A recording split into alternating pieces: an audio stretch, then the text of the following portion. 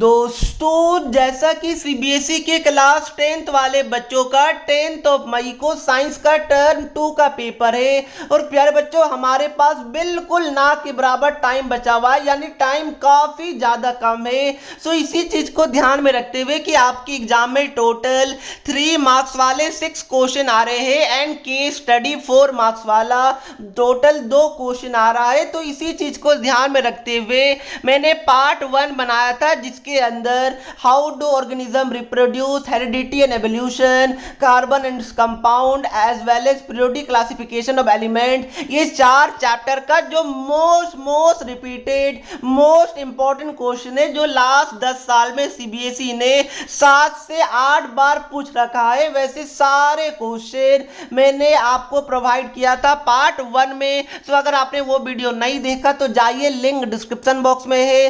3 और 4 मार्क्स वाले क्वेश्चन वहां से काफी सारे देखने को आपको मिलेगा। तो जो हमारा रिमेनिंग 3 चैप्टर बच गया था, electricity, magnetic effect of electric current as well as our environment, ये तीनों चैप्टर से आज मैं 3 marks as well as 4 marks वाले मोस्ट इंपॉर्टेंट क्वेश्चन प्रोवाइड करने जा रहा हूं। तो दोस्तों मैं एक एक करके क्वेश्चन डिस्कस करूं उससे पहले हमारे एफर्ट के लिए एक लाइक और एक सब्सक्राइब क्या नहीं कीजिएगा प्लीज प्यारे बच्चों, फटाफट कर दीजिए। अब मैं सीधा स्टार्ट करता हूं और प्लीज जो जो क्वेश्चन मैं आपको बताऊंगा इसको गलती से भी आपको इग्नोर नहीं करना है, काफी ज्यादा इंपॉर्टेंट है।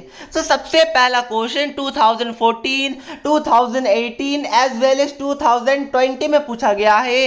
क्या बोला जा रहा है कि आपके पास 3 रजिस्टर से 6 ओम का आप ऐसा कॉम्बिनेशन बताइए जो हम लोग ये 3 जो रजिस्टर है हमारे पास 6 ओम का जो रेजिस्टेंस है उसको कनेक्ट करेंगे तो जो हमारा नेट रेजिस्टेंस आएगा वो 9 ओम आ जाएगा पहला केस में, और दूसरा केस में 4 ओम आ जाएगा। तो कैसे सॉल्व कीजिएगा प्यारे बच्चों बताइए। तो एक काम कीजिए, पहले आप लोग दो जो 6 ओम वाला रजिस्टर है उसको आप लोग पैरेलल में मान लीजिए तो हमारा 3 ओम आ जाएगा। फिर आप लोग जो हमारे पास एक 6 ओम वाला बच गया उसको 3 ओम के साथ सीरीज में कनेक्ट कर दीजिएगा तो 9 ओम हो जाएगा। इसी तरह अगर आपको 4 ओम बनाना है तो क्या कीजिए प्यारे बच्चों, पहले 2 रजिस्टर को सीरीज में कर दीजिए तो 12 ओम हो जाएगा। फिर 12 ओम को 6 ओम के साथ पैरेलल में कनेक्ट कर दीजिएगा तो 4 ओम हमारा आ जाएगा। तो ये एनसीईआरटी का बेहतरीन क्वेश्चन है और सीबीएसई में भर भर के पूछा जा चुका है।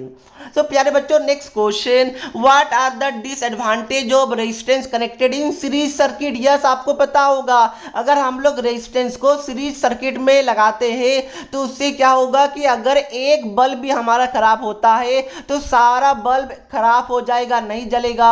और अगर हमें कोई सपोज घर में 5 बल्ब है और हमें मात्र 2 ही बल्ब जलाना है तो सीरीज कॉम्बिनेशन में ये पॉसिबल नहीं हो पाएगा। तो यही सब आपको इसके अंदर लिखना है। आगे प्यारे बच्चों जो आपका इलेक्ट्रिसिटी वाला चैप्टर है उससे कम एक न्यूमेरिकल्स आएगा ही आएगा।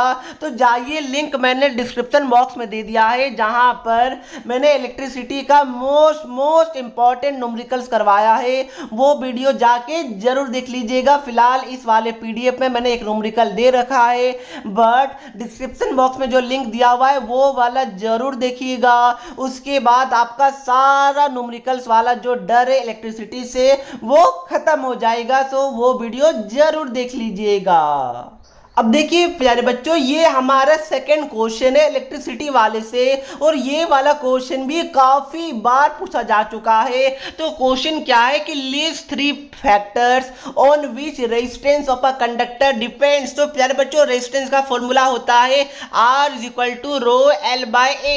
तो यहाँ पर रेजिस्टेंस आपका नेचर ऑफ मटेरियल यानी कि रेजिस्टिविटी, ये रो मतलब कि रेजिस्टिविटी। तो प्यारे बच्चों जो रेजिस्टेंस है वो नेचर ऑफ मटेरियल पर डिपेंड करता है, लेंथ ऑफ कंडक्टर पर डिपेंड करता है as well as area of cross section पर डिपेंड करता है। और जो ये हमारा रेजिस्टिविटी है ना ये nature of material as well as temperature पे डिपेंड करता है। तो प्लीज इसको आप लोग याद रखिएगा, काफी ज्यादा इंपॉर्टेंट है। Next, right the SI unit of resistivity. तो ओम मीटर होता है, प्लीज इसको याद रखिएगा। उसके बाद एक न्यूमेरिकल है, किससे न्यूमेरिकल है, रेजिस्टेंस निकालना है, लेंथ दे दिया गया है, एरिया दिया गया है और रो यानी कि रेसिस्टिविटी दे दिया गया है, तो R is equal to rho L by A वाले फॉर्मूला में पुट कीजिए, आपका आंसर आ जाएगा 0.036 ओम, आपका आंसर आ जाएगा। तो ये आप लोग सॉल्व कर लीजिएगा। उस भाई कोई क्वेश्चन हो, डाउट्स हो या कॉन्सेप्ट समझ ना आए, बोर्ड्स हो या जेई नीट, पढ़ाई में कोई दिक्कत आ रहा है तो इसका सॉल्यूशन है फिलो ऐप। अपने डाउट्स को किसी भी टाइम क्लियर करें इन 3 इजी स्टेप। सबसे पहले गूगल प्ले स्टोर या ऐप स्टोर में जाकर फिलो ऐप को डाउनलोड करें, मोबाइल नंबर डालकर साइन अप कीजिए, उसके बाद जो भी क्वेश्चन में प्रॉब्लम है उसका फोटो खींचिए या फिर टाइप कीजिए एंड सबमिट करने के बाद फिलो 60 सेकंड के अंदर आपको इंडिया के टॉप एक्सपर्ट से कनेक्ट कर देगा। तो प्यारे बच्चों जाइए, लिंक डिस्क्रिप्शन बॉक्स में है, वहां से अपने डाउट्स को आउट कीजिए। उसके बाद प्यारे बच्चों नेक्स्ट चैप्टर में आते हैं मैग्नेटिक इफेक्ट ऑफ करंट में। उसमें सोलेनॉइड से बहुत बार क्वेश्चन आ चुका है, तो सोलेनॉइड को आपको विथ फिगर अच्छे से समझ लेना है। ओके प्यारे बच्चों, नेक्स्ट कि आपके मैग्नेटिक इफेक्ट ऑफ करंट में टोटल 3 रूल है। सबसे पहला राइट हैंड थंब रूल, दूसरा फ्लेमिंग लेफ्ट हैंड रूल, तीसरा फ्लेमिंग्स राइट हैंड रूल। तो तीनों का स्टेटमेंट याद रखना है और तीनों क्या किस चीज के लिए यूज होता है वो आपको याद रखना है। लाइक राइट हैंड जो थंब रूल होता है उसको मैग्नेटिक फील्ड का डायरेक्शन को निकालने के लिए यूज होता है। तो प्लीज ये तीनों आप लोग अच्छे से याद कर लीजिएगा, काफी इंपॉर्टेंट है। आगे प्यारे बच्चों इसी चैप्टर से, और ये सबसे ज्यादा इंपॉर्टेंट है, क्या है electric motor. Yes, electric motor को आपको डायग्राम के साथ, फिगर के साथ, लेबलिंग के साथ और उसका फंक्शन के साथ और किस प्रिंसिपल पे वर्क करता है और इलेक्ट्रिक मोटर होता क्या है। तो इलेक्ट्रिक मोटर क्या होता है प्यारे बच्चों, जो इलेक्ट्रिकल एनर्जी को मैकेनिकल एनर्जी में कन्वर्ट करता है वो हमारा इलेक्ट्रिक मोटर होता है। और कौन सा प्रिंसिपल पे वर्क करता है, a current carrying conductor placed in a magnetic field experiences of force. तो प्लीज इसको ध्यान में रखिएगा, आपको वर्किंग, कंस्ट्रक्शन, फंक्शन और डेफिनेशन और फिगर ये सभी पता होना चाहिए। यहां से डेफिनेटली एक क्वेश्चन आपको देखने को मिलेगा ही मिलेगा। सो प्लीज इसको अच्छे से प्रिपेयर कर लीजिएगा। अब हम लोग आवर एनवायरनमेंट वाला चैप्टर में आते हैं। तो सबसे पहला बायोलॉजिकल मैग्निफिकेशन क्या होता है। तो प्यारे बच्चों सपोज कीजिए मैं कोई एक फूड चेन लेता हूं, ठीक है, जैसे कि आपका ग्रास हो गया। ग्रास को कौन खाएगा भाई, ग्रास होपर खाएगा। उसको कौन खाएगा भाई बताइए, फ्रॉग खा लेगा। फिर फ्रॉग को कौन खा लेगा, ईगल खा लेगा। ऐसा आप लोग मान लीजिए। तो ये मैंने क्या बना लिया, फूड चेन बना लिया। अब देखिए प्यारे बच्चों, अब सपोज कीजिए कि ग्रास में हमने कुछ इंसेक्टिसाइड्स या फिर कुछ केमिकल डाल दिया, तो उसके कारण क्या होगा कि जो हमारा ग्रास ऊपर खाएगा तो इसका बॉडी भी इफेक्ट होगा। फिर जो हमारा फ्रॉग इसको खाएगा तो प्यारे बच्चों क्या होगा बताइए, फ्रॉग का बॉडी भी इंपैक्ट होगा। फिर फ्रॉग को ईगल खाएगा, यानी कि जो केमिकल हमने ग्रास में डाला था उसका नेगेटिव एडवांटेज बाकी 3 ट्रॉपिक लेवल पे देखने को मिल रहा है। तो यही क्या होता है, बायोलॉजिकल मैग्निफिकेशन के अंदर आता है। बाकी आप यहां पर आंसर लिखा हुआ है, आप देख सकते हैं। आगे प्यारे बच्चों next question, construct a terrestrial food chain comprising 4 trophic level. तो मैंने आपको बताया ना, ग्रास, ग्रास ऑफर, उसके बाद आपका क्या हो जाएगा फ्रॉग, फिर आपका ईगल हो जाएगा। यानी कौन किसको खाता है और आपको पता होगा। पहला ट्रॉपिक लेवल को क्या बोलते हैं, प्रोड्यूसर, दूसरा को प्राइमरी कंज्यूमर, तीसरा को सेकेंडरी कंज्यूमर एंड चौथा को क्या बोलते हैं प्यारे बच्चों बताइए, चौथा को बोलते हैं आपका टर्शरी कंज्यूमर। और ये ध्यान रखिएगा कि जो आपका प्रोड्यूसर है उसको फोटोसिंथेसिस भी बोला जाता है, जो आपका प्राइमरी कंज्यूमर है उसको हर्बीवोर्स, सेकेंडरी कंज्यूमर को कार्निवोर्स भी बोला जाता है। तो प्लीज ये चीज आपको पता होना चाहिए। नेक्स्ट इसी में सेकंड क्वेश्चन है कि what will happen if we kill all the organism in one trophic level. मतलब क्या हो गया प्यारे बच्चों, सपोज मैंने बताया ग्रास से ग्रास ऊपर, या फिर चलिए इस बार दूसरा एग्जांपल लेता हूं। सपोज ये आपका प्लांट हो गया, प्लांट को कौन खाएगा, डियर खाएगा। और डियर को कौन खाएगा प्यारे बच्चों, लायन खाएगा, ठीक है ना। अब सपोज कीजिए कि हमने डियर को ही पूरा उड़ा दिया, खत्म कर दिया, तो उस केस में जो ये लायन है, मैंने क्या लिख दिया। तो प्यारे बच्चों अगर सपोज कीजिए कि डियर को हमने खत्म कर दिया, तो उस केस में लायन क्या खाएगा, तो लायन मतलब डियर ही नहीं रहेगा, तो फिर लायन ही नहीं रहेगा। रहेगा।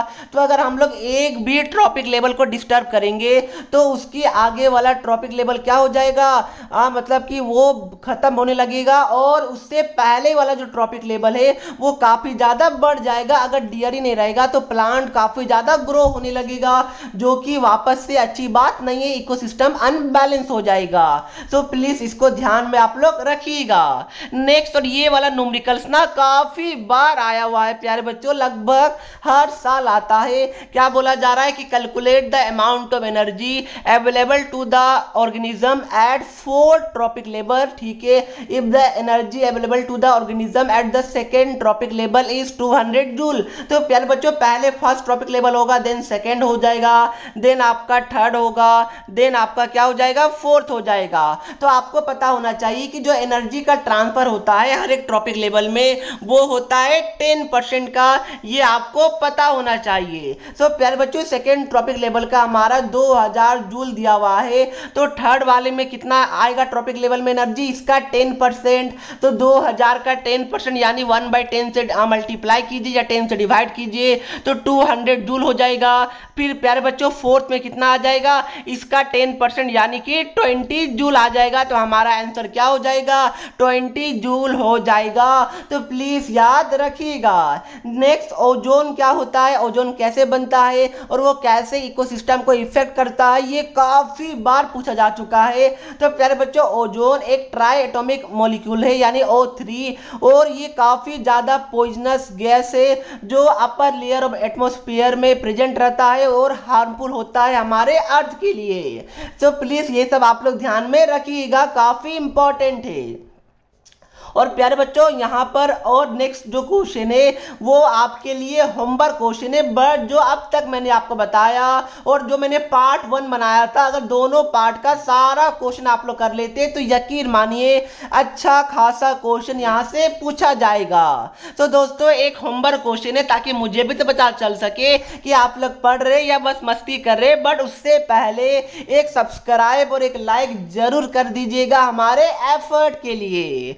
तो दोस्तों क्वेश्चन क्या है, एक ग्राफ दिया गया है, इसमें आपका y एक्सिस में पोटेंशियल डिफरेंस है, x एक्सिस में करंट है। आपको बताना है कि ये कौन सा लॉ को सिग्निफाई कर रहा है और उस वाले लॉ का आपको स्टेटमेंट लिखना है। तो हार्ड नहीं है, अरे बताइए कौन सा लॉ है जिसमें पोटेंशियल डिफरेंस और करंट आता है, बताइए, थोड़ा सा याद कीजिए, उस लॉ का नाम बताइए और उसका स्टेटमेंट बताइएगा, क्योंकि स्टेट बोला जा रहा है यानी स्टेटमेंट आपको बताना है। तो इजी क्वेश्चन है, आई होप आप लोग कर पाएंगे। जरूर बताइएगा, मैं नेम भी शो करूंगा जो बच्चे सही बताएंगे, और गलत भी बताएंगे तो मैं हूं ना करेक्ट करने के लिए, टेंशन नहीं लेना है।